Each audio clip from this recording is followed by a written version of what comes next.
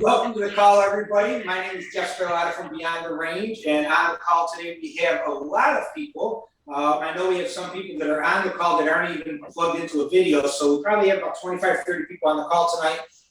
We have Retired U.S. Marshal Charlie Moore, of course, with us, going to be helping present today, as well as Dave Colburn from Shooters Haven. I see a lot of different people on it from across the country, so that's awesome. So today's call, we're going to be doing our open forum lessons to be learned on the Texas Uvalde shooting that just recently happened. It's definitely a tragedy, but when we look at these things, we try to look at it from an open perspective and how can we learn to better prepare ourselves, better prepare our loved ones, and better prepare others. There's many people on the call today that are actively teaching firearms training, and we want to make sure that people are trying to get the best knowledge on how to train them and get them ready for situations. So, Charlie, before we start on this, you and I have had many conversations about the values of target shooting and how there's a lot of value to that. However, that doesn't really prepare somebody for the situations that occur, in a real life situation. So do you want to talk about that a little bit before we get going about what happens to people mentally as well as physically? Yeah, sure, Jeff. Thank you. Welcome, everybody.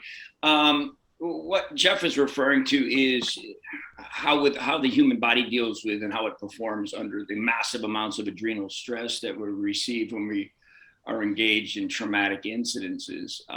Such things as most of us have heard or know of: tunnel vision, increased blood pressure, loss of proprioception is a big word for I can't feel things like I used to or like I normally do. Loss of cognitive processing. So if you're starting at the bottom of the curve like I am, anything further down is even worse. So it's just the massive amounts of stress and how we can replicate that in a safe manner, whether at the range or through laser technology or airsoft, simunitions, UTMs, and reality-based training to get ourselves prepared for probably one of the worst things that we can face in our lifetimes, and that's the use of lethal force against another human being. So, all those things come into factors. And as Jeff mentioned, we're not here to say that obviously target shooting, if you will, I think that's the word we use, is a bad thing. It's like teaching somebody for the fight game and only hitting a heavy bag. It doesn't make you prepared for a boxing match or a UFC match. It's just a component. So we're going to talk a lot about that, and we'll talk about training because that's what we're here and that's what we're about. So. And with that being said, we have, like I said, I think there's an extreme amount of value in target shooting, and I call it target shooting, but when you're talking target shooting or some of the other leagues that are out there, I think that it's taking everybody to that level. But I think now you've talked about this before, and it's like somebody learning to drive. Just because they can drive a car doesn't make them a race car driver. There's different theories and principles that go on that. And I think that by these calls, we help to stimulate people's brains into thinking of different situations, different circumstances, and what could we do different so the brain kind of will process that quicker in a critical situation. So that's kind of our goal with that is to kind of everybody open it up a little bit. For those of you that have been around me and you and Dave and everybody else out there doing firearm training, we always talk about, when you go into a room, do you look for the fire exits? You look for cover and concealment just in case something happens. Do you look for the people in the room to see who's situated where? You do still a quick analysis of where you are. And if that's one little tip that you pick up from this, and this makes you safer, then we've done our job and we've helped you with that. So we're ready to get started with this. Charlie, we want to show the video first of the timeline. Is that correct? Yeah, let's set the basis or a little foundation. I'm sure everybody's seen a little bits and clips of it. It's a short clip. Jeff knows how long it is. And then we can fill in some of the blanks, some of the things we've seen on the news and bits and pieces of where we are today. And I know the investigation isn't complete, so we'll probably say that 155 times today is, look, until it's all in, it isn't all in. So lots of it, just what's out there and, what people have garnered from the news media, social media, and things of that nature, including some law enforcement sources and things like that. So I'll let Jeff play that video for you. Texas Department of Public Safety walked through a detailed timeline of how the shooting happened based on video evidence, witness interviews, and 911 calls. 11:27 a.m., video shows a teacher propping open a side door at Robb Elementary School. 11:28 a.m., the gunman crashed his truck into a nearby ditch, crawled out the passenger side, and started running with a backpack. The gunman fired shots at 2 men at a funeral home across the street from the school. 11:30 a.m., the teacher who propped open the door called 911 on the phone to report the crash and gunshots. 1 minute later, 11:31 a.m., video shows the gunman in the last row of vehicles in the school parking lot. He began shooting at the school and hid behind a car. At the same time, police arrived at the funeral home, and the school resource officer, who was not on the campus initially, arrived at the school and drove past the gunman hidden in the parking lot. Several rounds of shots were fired next at 11:32 and 27 seconds and 11:32 and 36 seconds. At 11:33, video shows the gunman entering the school through the side door that had been propped open. DPS says the gunman fired into room 111 and 112. More than 100 rounds were fired based on audio. At 11:35, 5 minutes after the 911 call, 3 police officers went into the school through the same door propped open. 2 of those 3 officers were grazed by bullets. 3 other Uvalde police officers and a deputy county sheriff also went into the school. There was more gunfire at 11:37, 11:38, 11:40, and 11:44. At 11:51, a police sergeant and Border Patrol agents start to arrive. 12 minutes later, 19 law enforcement officers were inside the hallway. Both classroom doors were locked. At the same time, 12:03, a student inside classroom 112 called 911. 12:10, the same caller told 911 there were multiple dead. 3 minutes later, at 12:13, the caller told 911 that 8 to 9 students were alive. At 12:15, Border Patrol tactical officers arrived at the scene with shields 45 minutes after the initial 911 call. Another 911 call came in at 12:19, this one from classroom 111, but another student told the caller to hang up. At 12:21, at least 3 shots were overheard on a 911 call. We're now at almost an hour past that first call for help. At 12:36, the student who called 911 from classroom 112 called back to say the gunman had shot the door. At 12:43, with at least 19 law enforcement officers inside the hallway, the student begged the 911 operator, "Please send police now." At 12:46, the student told 911 she could hear police next door. That student eventually made it out of the school alive. At 12:50, 80 minutes after the first 911 call, officers breached the door using a janitor's keys and killed the gunman. So before we begin to talk a little bit about the video, there was one thing that was kind of already false in that video, was them saying that the door was propped open.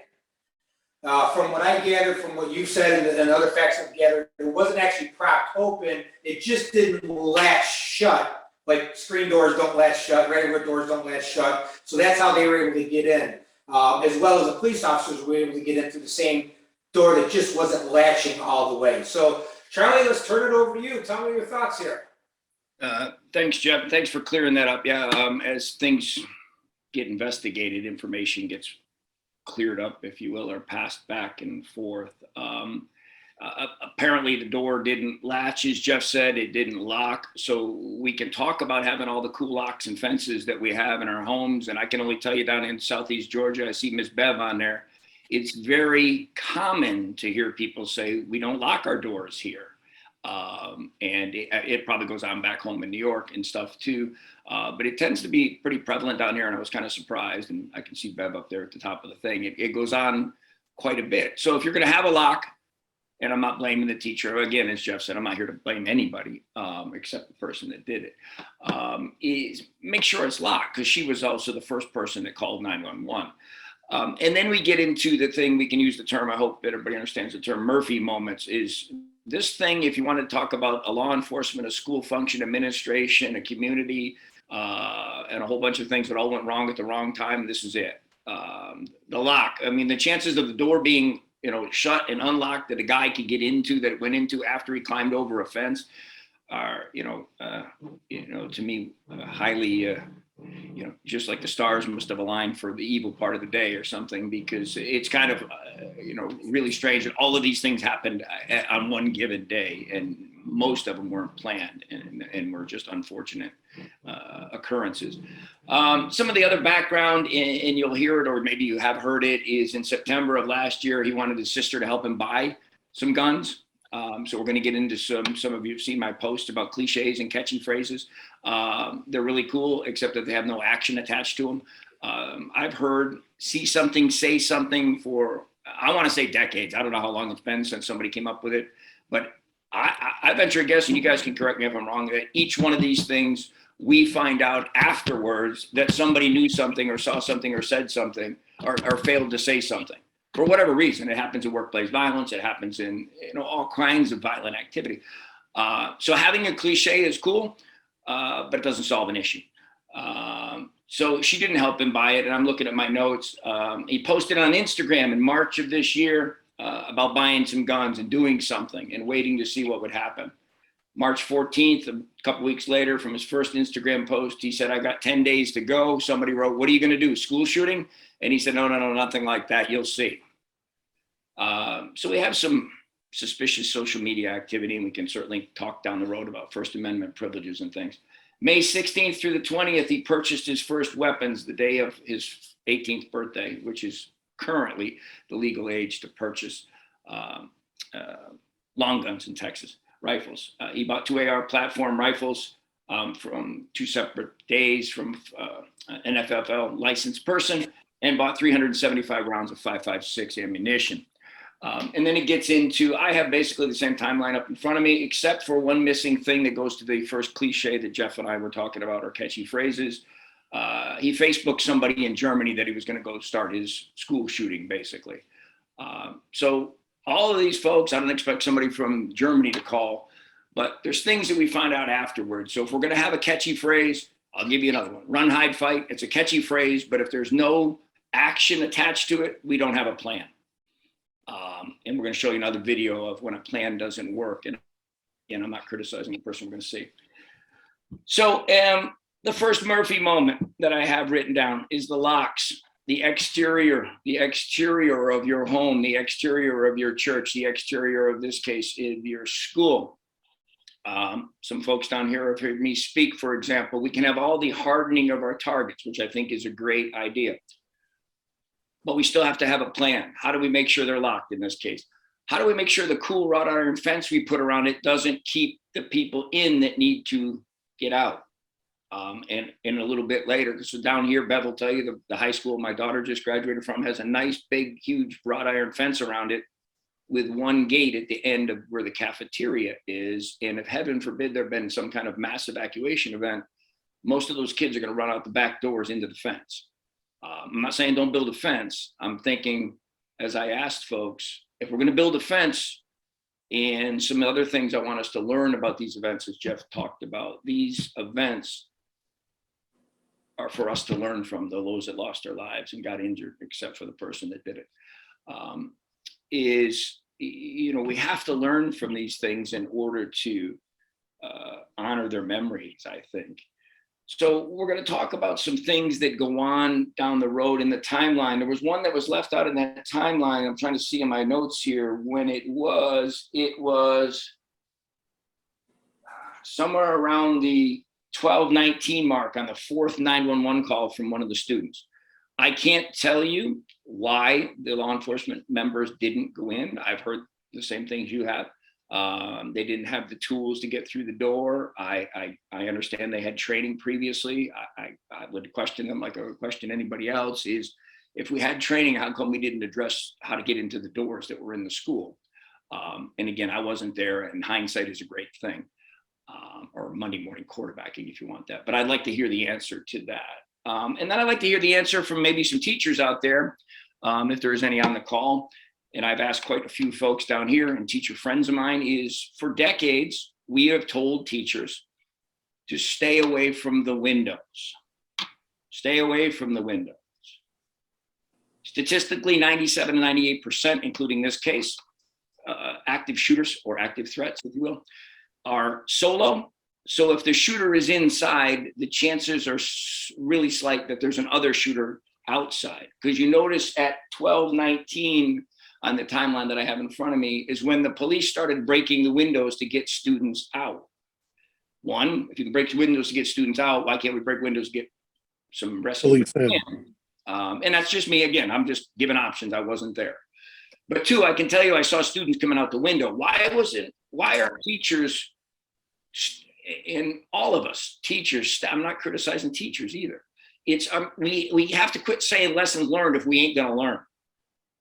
All of us, whether it's at church or school or parents, and parents are coming up too, because they can tell you about the reunification that happened or didn't happen, is we have to stop saying we all have the solutions, because we don't. If we did, I wouldn't be sitting up here with these windows. It'd be in a bigger house.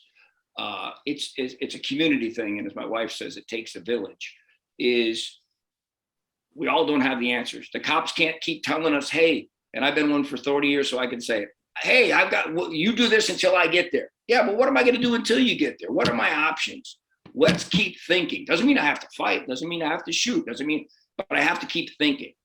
And there's a school of thought out there that says, look, when I tell somebody to hide and wait, we kind of shut down our ability to go, all right, what are my options? What are my options? Because now our brain just says, hey, I'm just going to hang out and wait till Jeff shows up. And that's fine. I hope they do. And I think that's great if you have a safe place to hide. Charlie, what's policy? Policy is a written form of what you got to do. What would policy be in this? Good one. I know. What would it be in this situation for the department initially, and then for whoever's going to support the department on this timeline? Is it different for different school districts or police, law enforcement agencies? Different states. It's different for different school districts, as somebody mentioned. I think that was Jeff.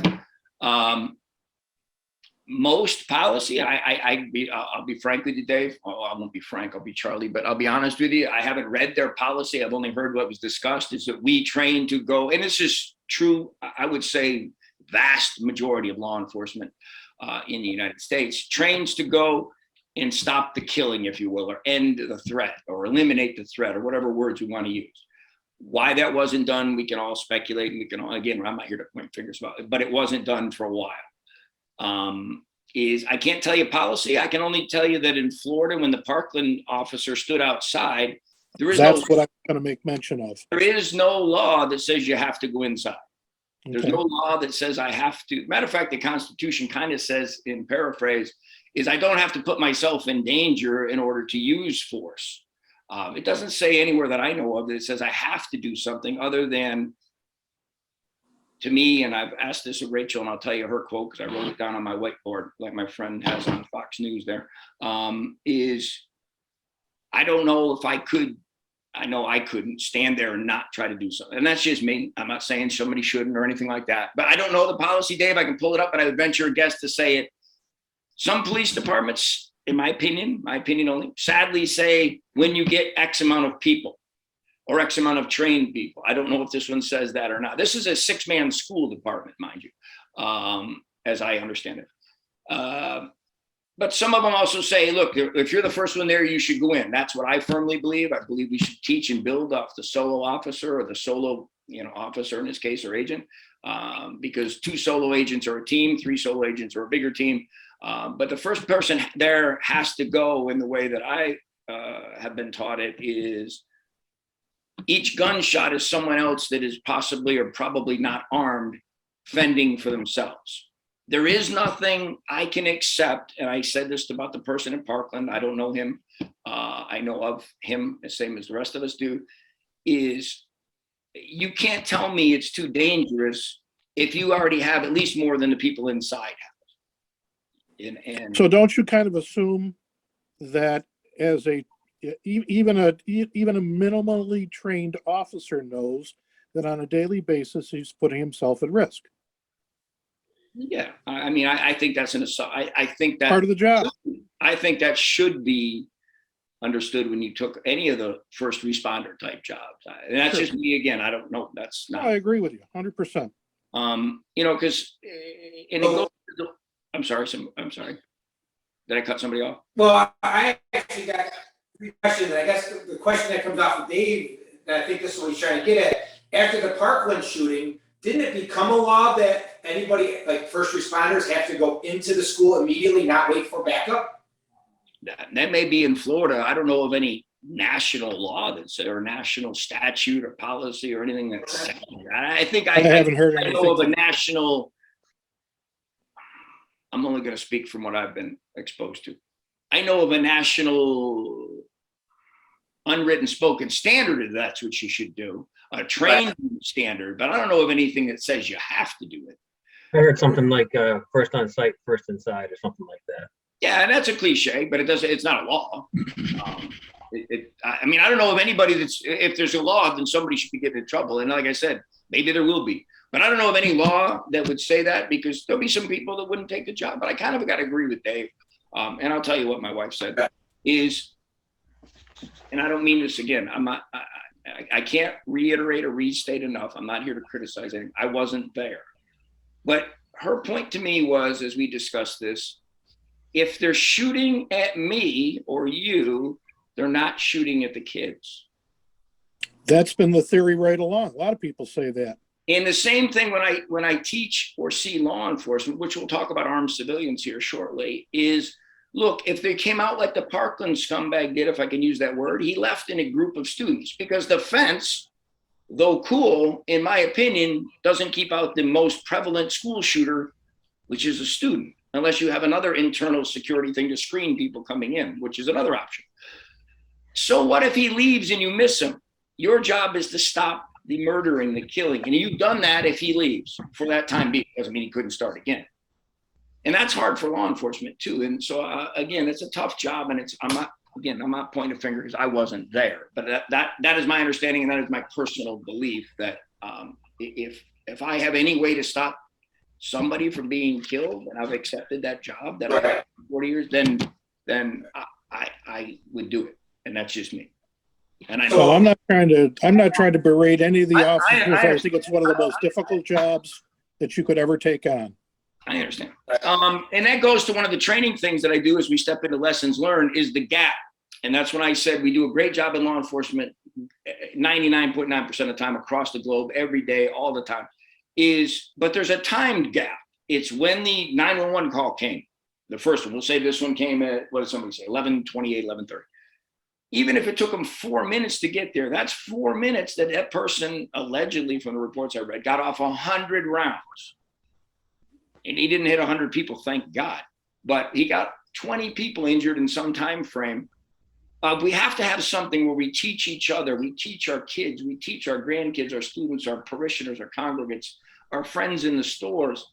What can we do in that 4 minutes? Now then we have all the guys probably on this group. Hey, let's all have guns. Well, that solves a little problem, except I don't want a bunch of people gun shooting me either. And then we'll talk about that and what to do if that's something you're involved in. And that is an option. So we have to do a job. We have to fill that gap. The first gap is the two that I talk about in training. The gap of time before when the incident begins, the police are notified, get there and do something. Just like Dave mentioned Parkland, the response time, Bev has heard this in a couple of my classes, at Parkland for police arrival was 0. He was there. So you can't tell me having one person, and we can talk about SROs, and I think it's a great idea. However, the selection process might need to change. What is the goal there? And it's speaking, is why are we picking the people we pick and what is their job there? And then the other gap of time, and I haven't heard it mentioned, please somebody help me if you have heard it. When were the first EMTs or EMS people allowed in that building for the 18 that were injured, some gravely injured, to stop bleeding? The other training thing we need to do is, one, most of us carry firearms. Heaven forbid there's an accident at the range or at home. You need to know how to stop traumatic bleeding. 2, if it happens here and it takes 20, 30, 40 minutes for EMS to get inside because you have to secure the building, can you stop traumatic injuries and bleeding, tourniquets, wound packing, and things like that? I think it's vitally important. So Charlie, I know you kind of jumped forward on this, but I want to go back to three parts of the timeline. That's okay. It's all good. So I want to go back to 3 parts of the timeline. And number 1 is that video. They didn't even mention that guy shot, was it his grandmother or something before he went to the school? Yeah, he shot his grandmother in the face. That's what he had told the that person in Germany that I mentioned. I'm sorry you left it out, Joe. that he shot his grandmother in the face. She did live. She called 911 after. He stole her truck. That's the one that we see that he crashed into the culvert or ditch. 2 people come out of a funeral home, I believe it was, and he shot at them. They went back inside. I think that one of those gentlemen has done an interview. I've also read that that's also where they set up the hostage negotiator to talk to this person. So I don't know much more than that on that. And I'm sorry. I think that's kind of right there as an indicator. There's more to it than just a school shooting. The second point I want to bring out is, and I didn't know this until I started watching some of the videos that you sent me. The police, when they said the police couldn't get in, it wasn't that they couldn't get into school, they couldn't get into the room. Is that correct? That's my understanding, and I haven't seen anything or talked to anyone that had anything different to tell me at this present time why they couldn't get in. And, you know, if you look at not the Virginia Tech shooting, but the Virginia Public Works building shooting of 2000 and, hold me to the number, 18 or 17, where 11 people were killed by one of their coworkers, is a lockdown. And I mentioned this in some of my classes, a lockdown of which they called, I'm trying to look at it, sometime after the event had started. At 11:43, 13 minutes or so after the event, they called a lockdown. The building was secure. That's not true. If that was a canned, audio thing that they send out, that's not the one to send out. That was a communication mistake.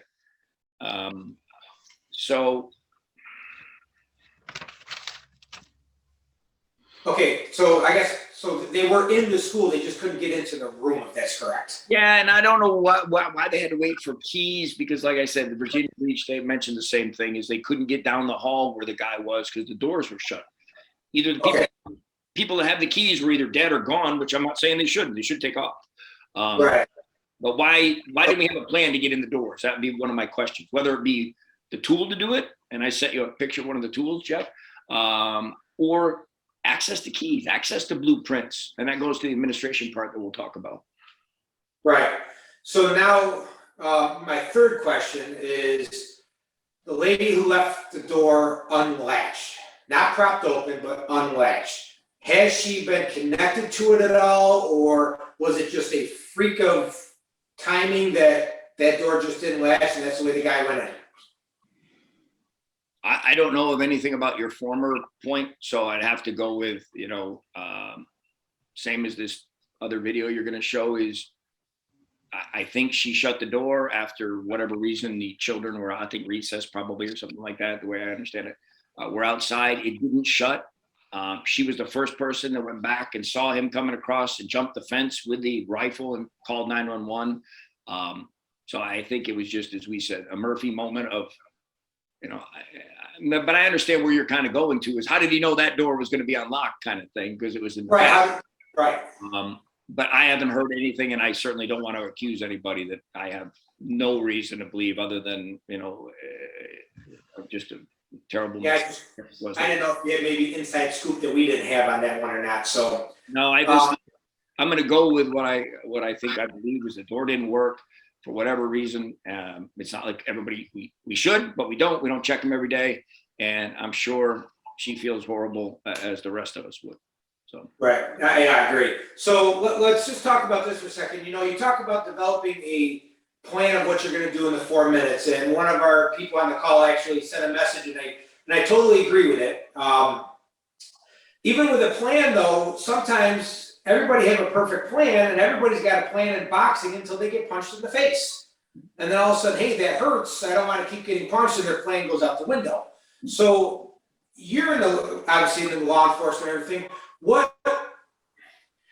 How much do officers or marshals or SROs or anybody for that matter, how often are they getting punched in the face to feel this reality of what they're going to do under pressure? And now if you talk about civilians arming teachers in schools, I think that's going to be an issue. Teachers are all going to have a plan of what they're going to do, but when somebody starts winging bullets at them, who knows what they're actually going to follow up with? Thoughts on that concern? Oh, I don't know. We have, like you said, we have a variety of different folks on here, 15, 20, 30, whatever it is.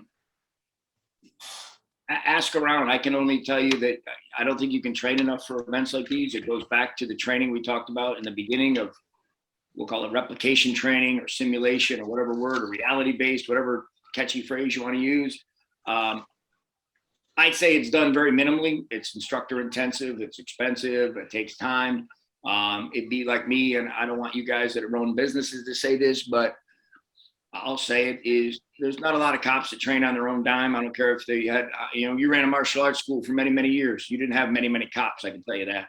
And I'll say it, and I'll say it to them. I'm 60 something years old, is one, Uncle Sam or whoever you work for ain't going to pay for it.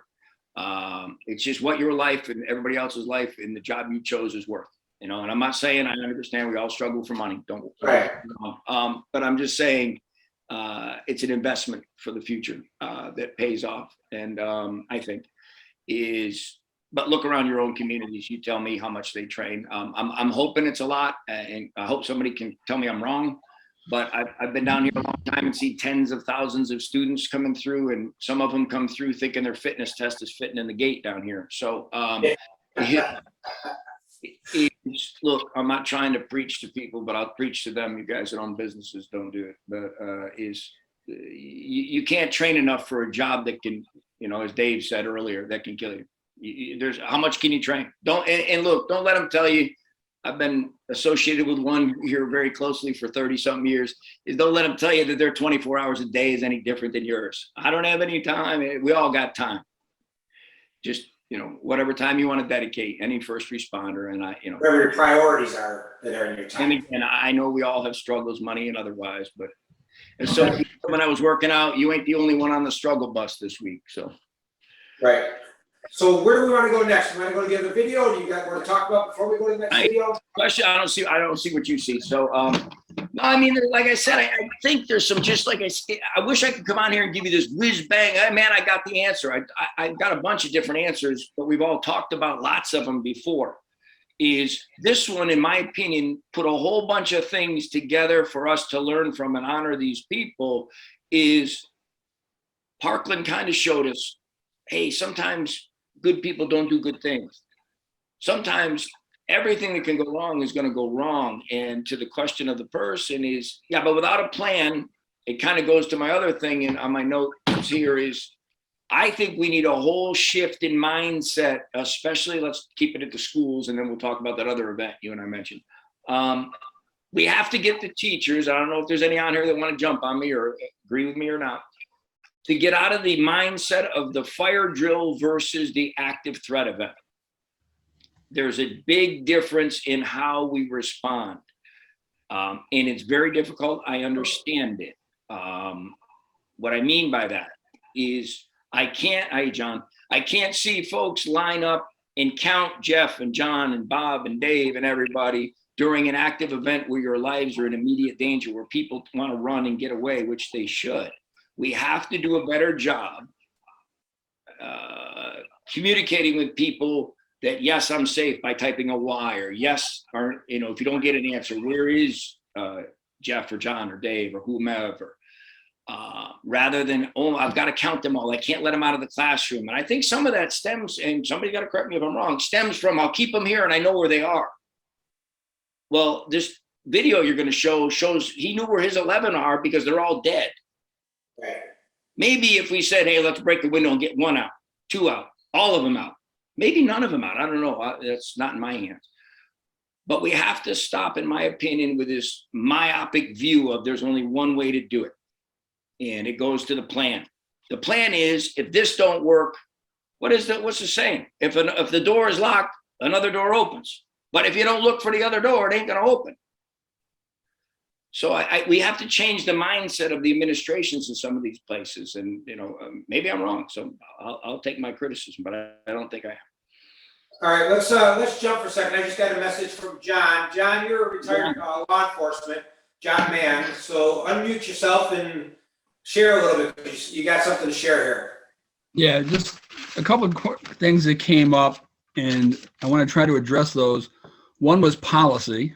As we all know, policy is great, drills are great, but when the rubber meets the road, those things have a tendency to go out the window because human nature kicks in with the people that are tasked to do the action. So, all of that is great, and you can have all of those you want. I agree with Charlie. There's no law that I know of that says an officer has to rush in. That was a big thing down in Florida, and that's why that case is still going on 4 years later with that officer. Then that leads you to the question of the selection process. To who do you put in harm's way? Now, there's all kinds of people that say, just put an officer there. Well, a well-dressed, pressed uniform doesn't instill courage. Courage is something a man has or a woman has to have within them. They have to bring it forth.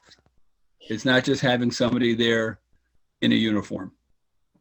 How do you test for that? Difficult. But yeah, I agree with that. Sorry, I didn't mean to cut you off on that. Keep going. Over the course of my career, I've seen many people who can do 90% of the job 100% effectively. But the 10% of the job that is hands-on, let's get dirty, they avoid with great skill, let's say. So trying to find that right person to be in the right position is a difficult task. There's a lot of questions that come up about, rather than police officers, how about veterans, special forces guys? I think they're all great opportunities, but you have to be able to figure out who has the courage to stand in that gap. And it's not easy. I've taken fire. It's not easy to go forward when rounds are coming your direction. Right. So, it's easy to Monday morning quarterback that and say they should have gone forward, but it takes a special breed of person to do that. Okay. All right, so let's watch this next video. I totally agree with that. Charlie, do you want to add anything to that quickly before I watch the video? Because I gotta say I agree with John and on all those points. And again, I had this discussion with someone in my house earlier. And I know John worked in the environment, so I think along with the teachers and the school boards of administration, or board of educations and things, is what are we hiring these folks to do? Are they an extension of the front office, or are they doing law enforcement functions? And why are we selecting the people when you see them? And again, no disrespect to anybody, is mainly they're guys and gals that are heading or in retirement or have retired, older folks like me. And I got to say, when I was younger, John knows that younger person is, there tend to be folks that don't want to work nights and don't want to work summer times and have a nice time off. And that's fine and cool. Or they need a job because they need insurance. But that is not what John's saying. And they may not, and again, this is just me, the people that are going to go toward the bad stuff. I mean, just look at what we're talking about.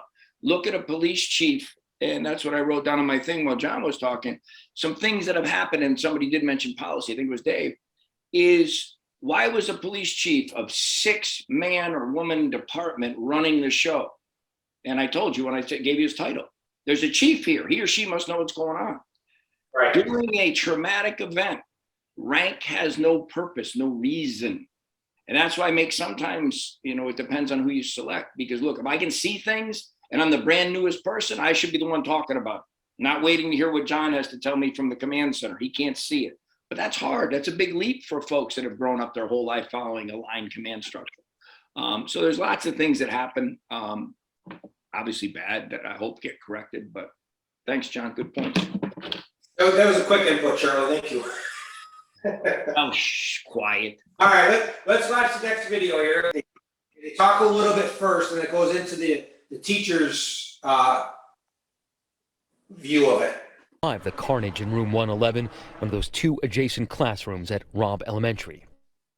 Arnulfo Reyes was watching a movie with his 11 students when the shots rang out, bullets hitting the building. He spoke with our Amy Robach. The kids started asking out loud, Mr. Reyes, what is going on? And I said, I don't know what's going on, but let's go ahead and get under the table.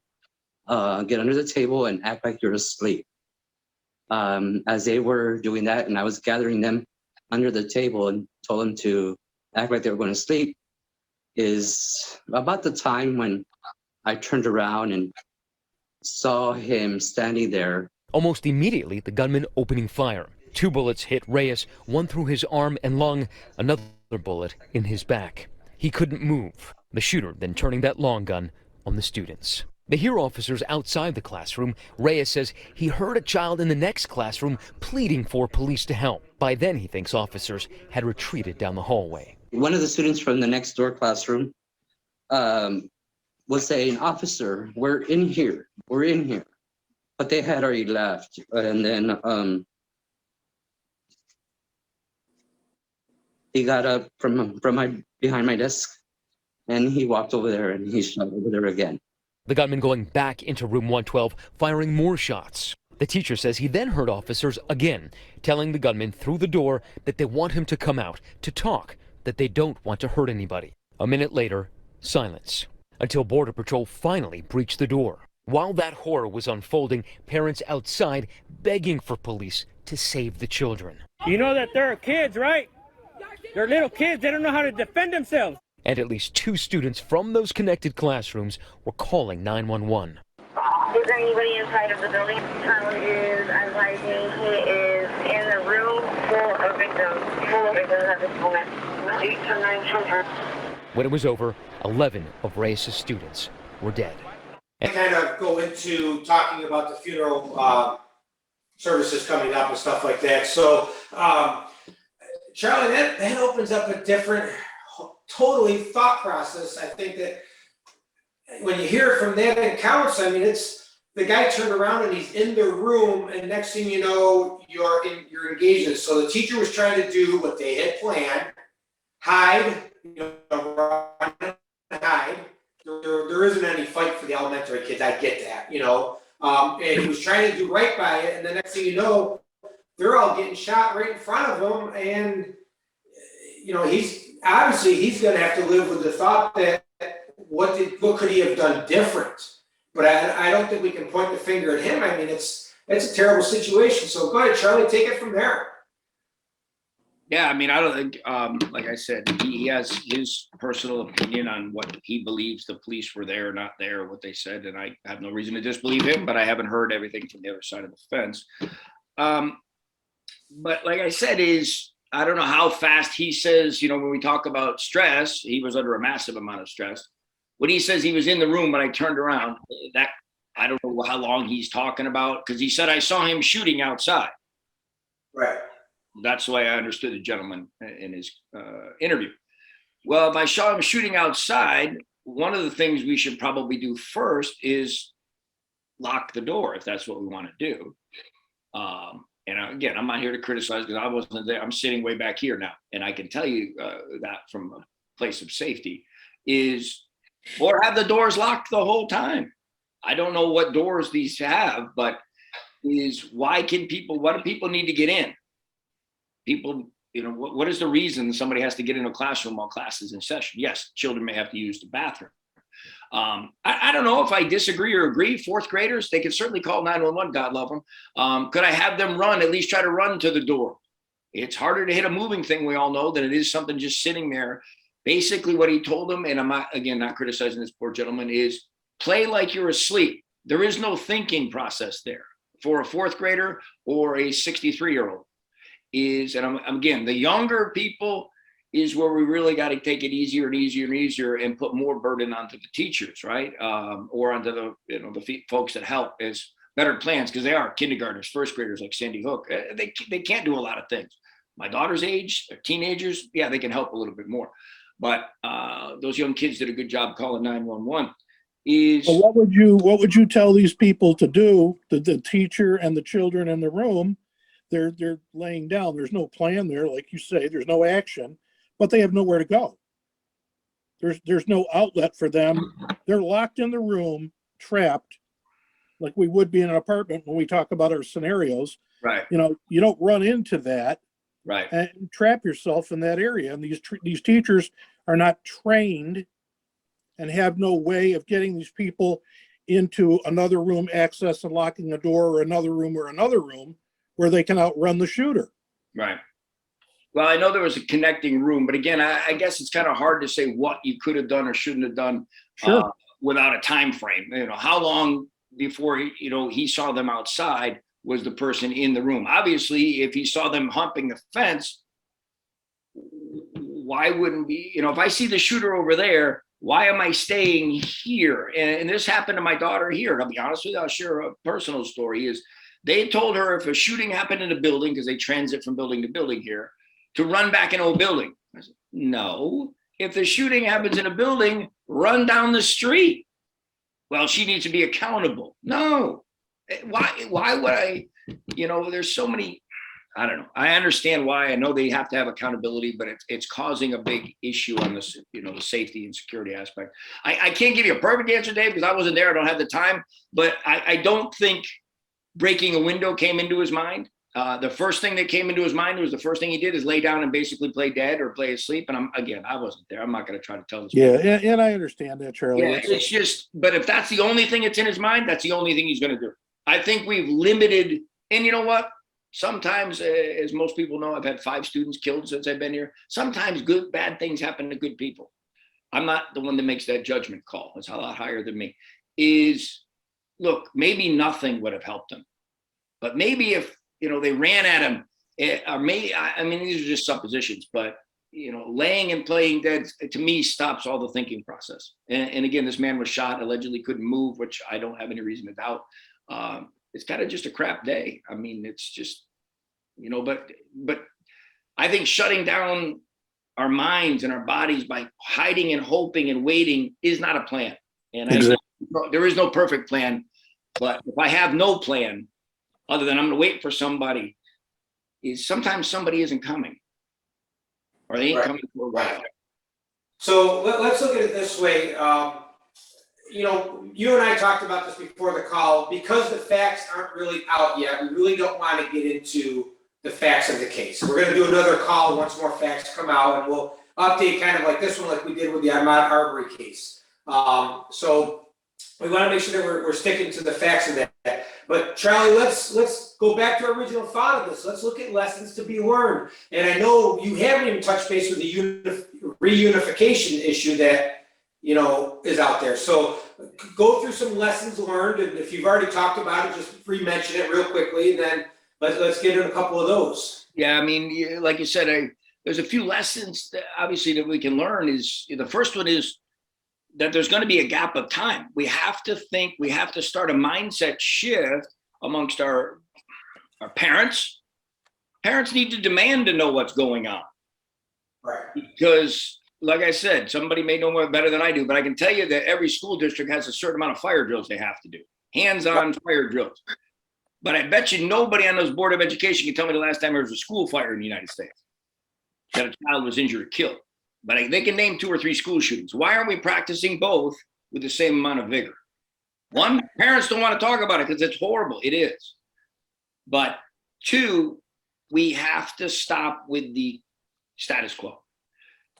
We have to start with, look, if we're going to shut a door, as boring as it is, some of us have rattled doors before at 2 a.m. because some shop owner didn't lock their door.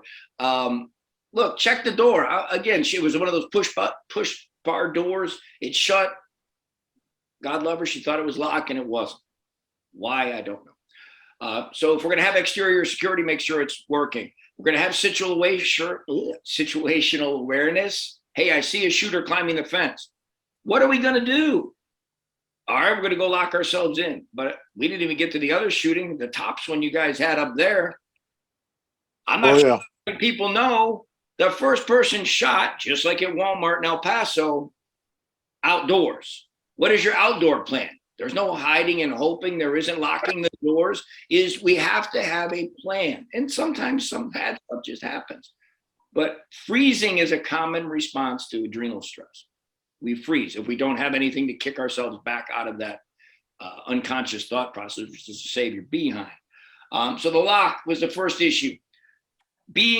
Not understanding that, look, even if they're there, sometimes it's going to take the police a long while, or a short while to get there and help you. Is understand that there's this gap of time. It's not a TV instantaneous response for various reasons. So we have to educate folks to that aspect. The 911 things, you know, the communication is always crap. Allegedly, the chief didn't have his radio. Why, I couldn't tell you. But somebody was getting the information because there was a county sheriff in there and the police were in there. So somebody should have been getting that information. Goes to my armed citizen thing, whether you're in church or school and you decide to be, you know, get engaged. I would recommend, this is Charlie, to be holstered when the police show up.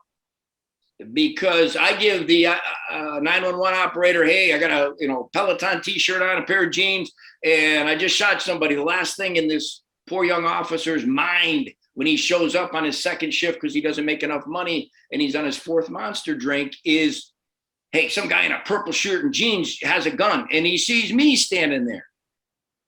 So if you can't holster for whatever reason in your mind, then get somewhere that you're not only protected from this person, but you're protected from the people showing up, because there's generally no reason you need to be, you know, there is a couple good reasons to be covered down on somebody. I understand that, but, we have it happen at the training center quite often is, you know, people get engaged because they don't recognize because of stress. Like you started this conversation out with what they recall and the time frame they recall it about somebody with a gun, you know, is unless they know me personally or you personally. So, you know, there's so many things is, you know, the communication is key. The locks, the external security is key. I'm just looking at my notes up here. The gap is true. I still haven't got a time frame for when the EMTs started showing up. And don't have a limited mindset, a limiting option. Call it a plan, call it what you want. Is I got to get myself out of that OODA loop. Some of you guys know that term. Observe, orient, decide, and act. If I don't have a plan, it's just going to keep spinning.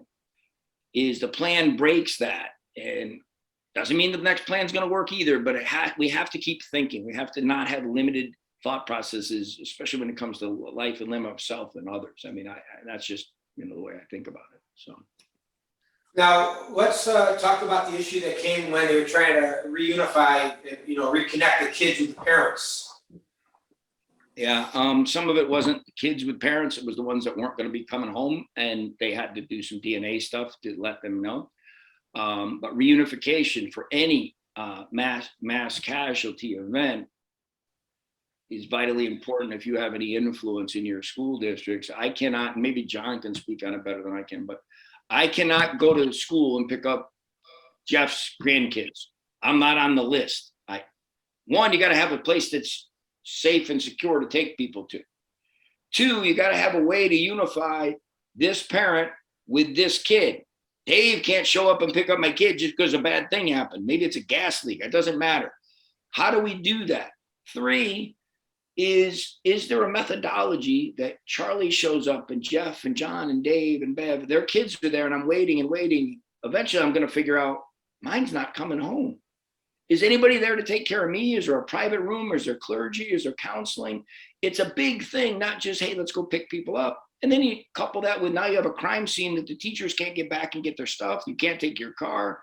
So do we have a methodology to take care of this post-incident, including mental health counseling for a traumatic, terrible incident? So it's a massive thing that I think is overlooked in lots of places. Okay, well, I totally agree with that. And, you know, somebody chimed in on our thing here that having a plan isn't enough. The plan must be practiced. And that is so true. You know, everybody can come up with a plan, but if they're not practicing it, and like you said, having options. I mean, when there was nothing out there for active shooters, the run, hide, fight method was better than nothing.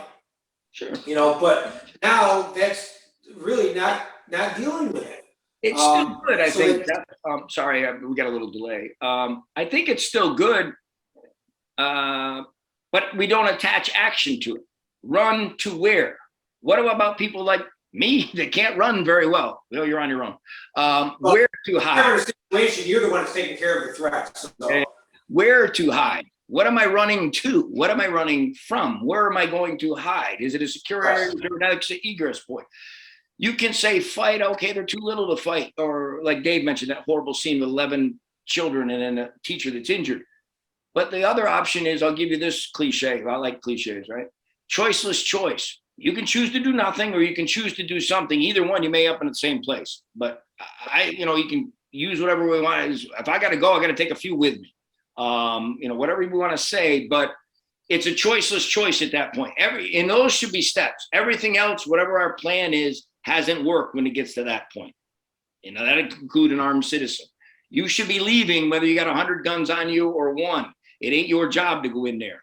But if that's what happens and that's your choice, then you got to make it well. I mean, you got to do it, and you got to do it 100% of your best abilities. And that's the sad part about these things. If we set up a plan, and I think sometimes when we use the word plan, especially in the use of force arena, it means I've got to have one set thing. A plan to me is a set of concepts and principles that I can move around, because it may change chronologically and time-wise and up and down, but it doesn't mean A, B, C sequentially. It may mean I've got to have, a thought process of what's going on. I think that's what everybody means, but I can't tell you what it is because I don't know who it is or where you're going to be. So got to have a general way to figure it out. And it's also individual to each scenario. Sure. That's what I mean. Absolutely. Everybody's going to react differently, and I think that's going to be an issue too. Not everybody's going to react the right way, which is going to bring me to my first question. So because of time, we're going to open up to questions, but I got the first one. And if you don't want to come on and do a vocal one, like with the audio, just send it through the chat and I can ask the question for you. But let's take a couple questions here. My first question to you, Charlie, is I think you sent me something that's saying that Georgia or another state is the first state to start arming teachers or considering that. So what is your thought on teachers being armed? And I kind of addressed it earlier, but what's your thought?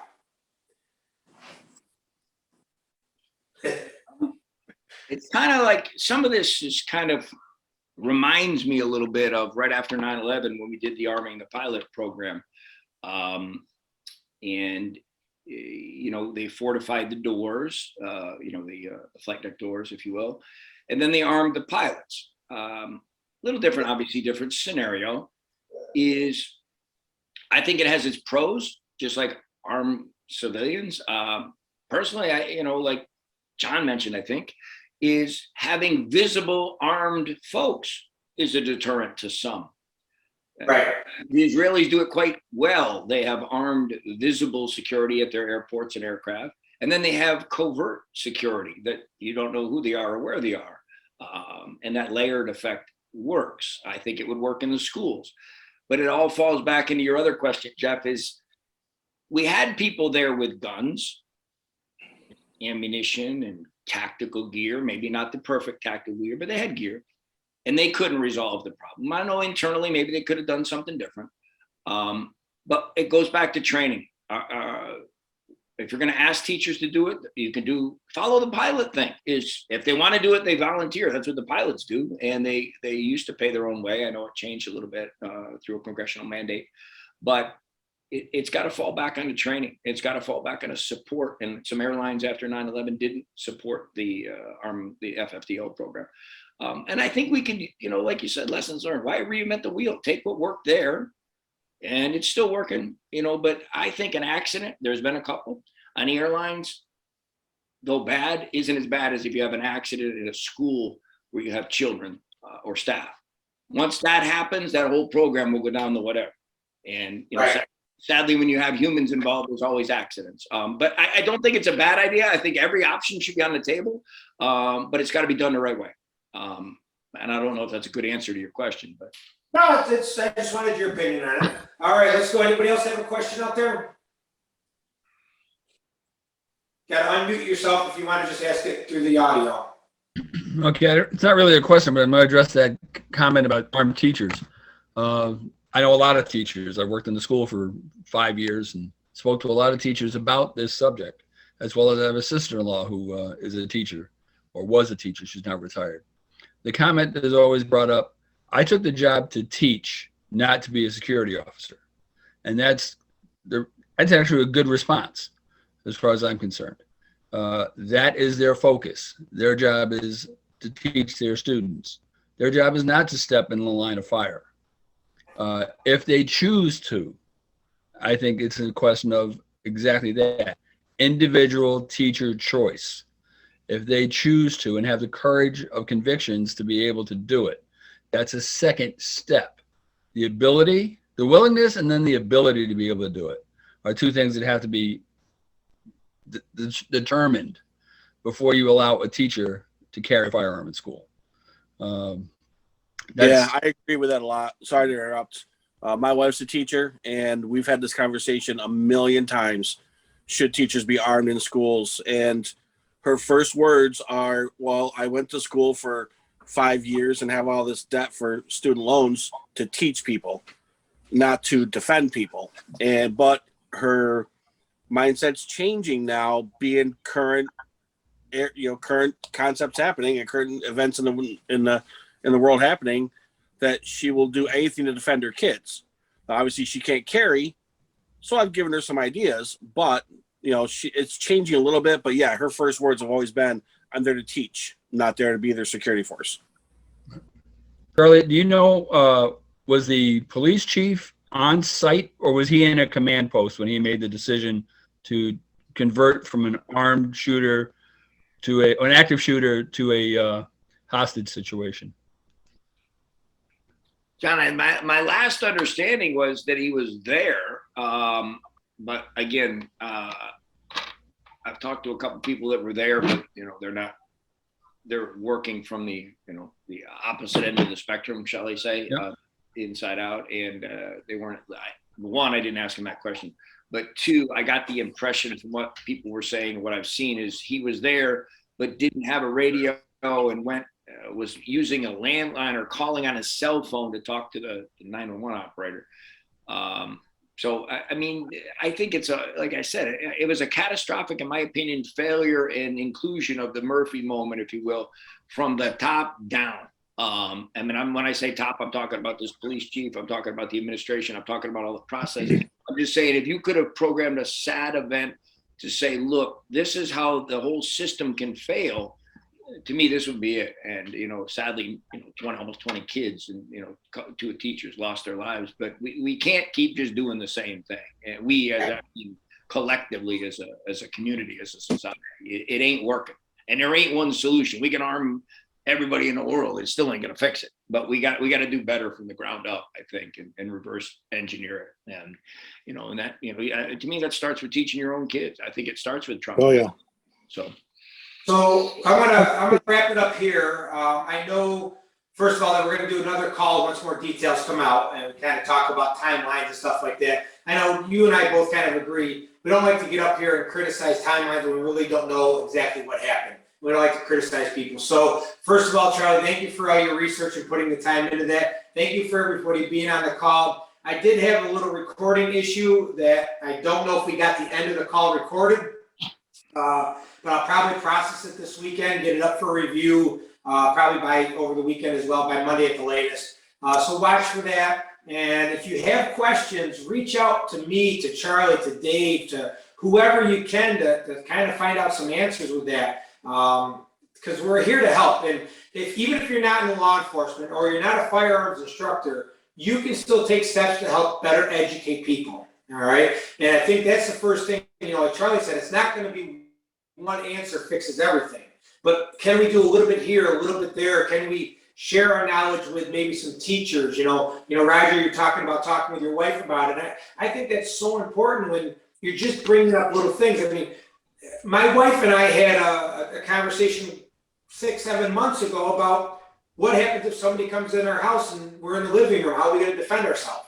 Which, that conversation is like a fire drill. What happens if there's a fire? What happens if this? So I think you need to have those conversations so everybody learns and everybody on the same page. Because what you might think is right, the person next to you might not think it's right, and now you have a worse situation possibly. So, Charlie, any last words of wisdom?